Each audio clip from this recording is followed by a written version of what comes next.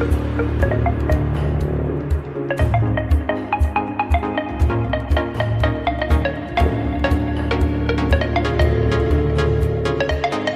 আলাইকুম। সবাইকে ব্যাকরণ একাডেমিতে স্বাগতম। আজকে আমরা ইংরেজি ক্লাস সপ্তম শ্রেণীর ইংরেজি ১১তম সপ্তাহের অ্যাসাইনমেন্ট নিয়ে আলোচনা করব। যারা আমাদের চ্যানেলে নতুন তারা চ্যানেলটি সাবস্ক্রাইব করে বেল আইকন বাটনে প্রেস করে রাখো ফার্দার নোটিফিকেশনের জন্য। আমরা অ্যাসাইনমেন্টে চলে যাচ্ছি। আমাদের আজকের অ্যাসাইনমেন্টটি ইংলিশ ফর টুডে ক্লাস 7 এর ইংলিশ ফর টুডে বইয়ের ৪ number unit people who make a difference এর ৩ number lesson whose child is this, এটা একটা পোয়েম, তার উপরে দেয়া হয়েছে। তো এখানে দুইটা অ্যাসাইনমেন্টটি দুই ভাগে বিভক্ত। প্রথম অংশটি হলো যে পোয়েমটা read the poem attentively and critically. আচ্ছা, এই হুজ চাইল্ড ইজ দিস এটা একটা পোয়েম বা ছড়া। এই ছড়াটাকে ভালোভাবে পড়ে নিতে বলা হয়েছে। তারপরে one, right a summary with a suitable title except whose child is this, মানে হুজ চাইল্ড ইজ দিস এইটা বাদে অন্য যে কোনো একটা টাইটেল ব্যবহার করে এই কবিতাটির একটা সারাংশ লিখতে বলা হয়েছে। আর ২ নম্বরে explain whose contribution is the most to build up a child, give your own reasons, যে ব্যাখ্যা করতে বলা হয়েছে যে একটা শিশুর বিকাশে কার অবদান সবচেয়ে বেশি এবং কারণ দেখাতে বলা হয়েছে। আমরা অ্যাসাইনমেন্টে চলে যাচ্ছি। আমার আমার সামারির টাইটেলটা হলো the child is there's. The poem illustrates the conversation among two proud parents and a passerby. এই কবিতাটি হচ্ছে দৃশ্যায়িত করে দুইজন গর্বিত পিতামাতা এবং একজন আগন্তুক প্যাসারবাই, যে হচ্ছে আগন্তুক, তাদের ভেতরের কথোপকথনটাকে এটা চিত্রায়িত করে। When a passerby walked by a little boy, he asked whose child that was. লোকটি যখন একটা বাচ্চার পাশ দিয়ে হেঁটে যাচ্ছিল তিনি জিজ্ঞেস করছিলেন যে এটা কার বাচ্চা। The father replied in the affirmative that the boy was his. বাবা প্রতি উত্তরে বলেছিলেন যে বাচ্চাটি তার। He also added that he took care of the boy, bathed and groomed him. বাবাটি আরও উল্লেখ করেছিলেন যে তিনি তার শিশুকে নিয়মিত গোসল করতেন, তার দেখাশোনা করতেন এবং তার যত্ন করতেন। গ্রুম করা বলতে চুল আঁচড়ে দেয়া, কি কি পোশাক পরবে সেগুলা বলে দেওয়া, পরিষ্কার পরিচ্ছন্নতা বজায় রাখতে সাহায্য করা, এগুলো সবকিছুই গ্রুমের আন্ডারে পড়ে। The passerby asked again whose child he was. লোকটি আবার প্রশ্ন করলো যে এই বাচ্চাটি কার। That time the mother holding books in her arm replied the boy was her. এবার মা, যার সাথে কিছু বই ছিল, তিনি বললেন বাচ্চাটি হলো আমার। She added she taught the boy how to B well ম্যানার্ড and how to do well in his class. তিনি আবার আরো বললেন যে তিনি তার বাচ্চাকে শিখিয়েছেন কিভাবে ভদ্র আচরণ করতে হয় এবং কিভাবে তার বিদ্যালয়ে তার শ্রেণীতে ভালো ফলাফল সে করতে পারে। The passerby asked one more time whose child the boy was. এবার আগন্তুকটি আরেকবার তৃতীয়বারের মতো প্রশ্ন করলো যে বাচ্চাটি কার। এবার both parents with smiley faces replied that the boy was theirs.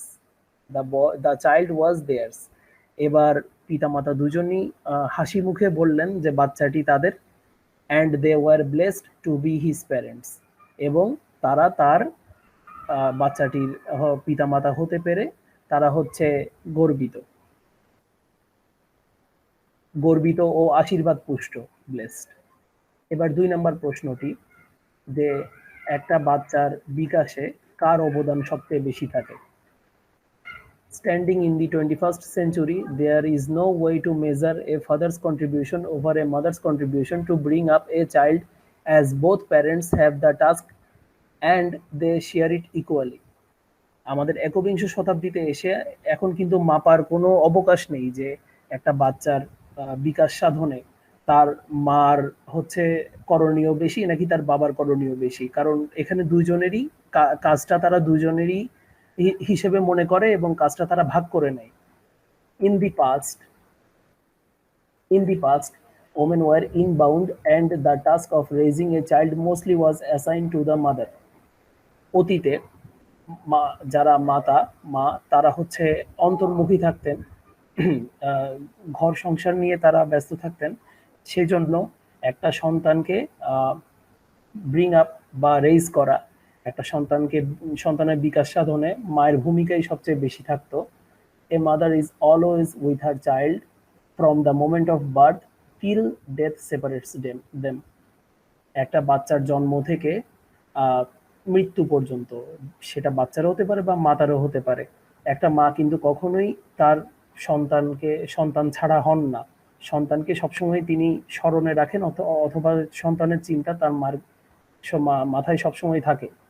A mother's love for her child can't be measured or be compared with anything else on earth. একটা সন্তানের প্রতি তার মায়ের যে ভালোবাসা, সেটা কিন্তু পৃথিবীর কোনো মাপকাঠি দিয়ে মাপা যাবে না। She makes the child's personality, helps him or her socialize, supports him or her in various endeavors, and always provides the invaluable blessings. একজন মা, তিনি সবসময় তার শিশুর ব্যক্তি She makes the child's personality, helps him or her to socialize, supports him or her in various endeavors, and always provides. She makes the child's personality, helps him or her to socialize, supports him or her in various endeavors, and always provides the invaluable blessings. যে মা যিনি, তিনি তার সন্তানের ব্যক্তিত্বকে তৈরি করে দেন। সেই শিশুটাকে, ছেলে বা মেয়ে, তাকে তার সামাজিকীকরণে তিনি অবদান রাখেন, এবং তার শিশুর যে কোনো কাজকর্মে বা যে কোনো লক্ষ্যে তার মা কিন্তু সবসময় তাকে সাপোর্ট দেয়, এবং তার সন্তানের জন্য সে কিন্তু সবসময় আশীর্বাদ করতে থাকে। On the other hand, a father teaches his child to cope with the foreign environments, that is the great outdoors. অপরপক্ষে একজন বাবা তার সন্তানকে সবসময় যে বাইরের যে দুনিয়াটা, দ্য গ্রেট আউটডোরস, সেটার সাথে কিভাবে মানিয়ে নিতে হয় তার শিক্ষাটা দেয়। From his or her first steps on the hard soil of earth to his first bicycle ride to his first game, a father is there to guide his child all the way to successful completion of the task. সেই শিশুটির পৃথিবীর মাটিতে প্রথম পা দেয়া থেকে শুরু করে তার প্রথম বাইসাইকেল চালানো শেখা, অথবা তার হচ্ছে প্রথম খেলা, সব জায়গায় কিন্তু তার বাবা সেই সন্তানটাকে হচ্ছে গাইডলাইন দেয়, এবং কিভাবে সফল হতে হবে, কাজটা সফলভাবে শেষ করতে হবে, সেই ব্যাপারে কোচিং করাই যায় আর কি।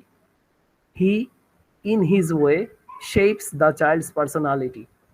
মা হচ্ছে একটা সন্তানের ব্যক্তিত্ব তৈরি করে দেয়, এবং বাবা সেই পার্সোনালিটি বা ব্যক্তিত্বকে একটা আকৃতি প্রদান করতে সাহায্য করে বা আকৃতি প্রদান করে দেয়। And with the positive social evolution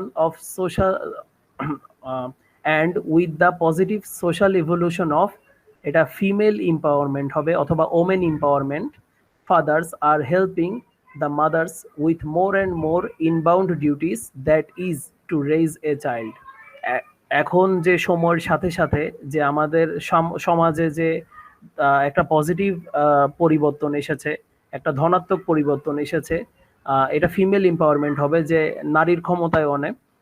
এইটাতে কিন্তু বাবারা এগিয়ে আসছে, এবং মাদের যে ঘরোয়া যে কাজগুলো ছিল, সেই কাজগুলোতে কিন্তু বাবারা সাহায্য করতেছে।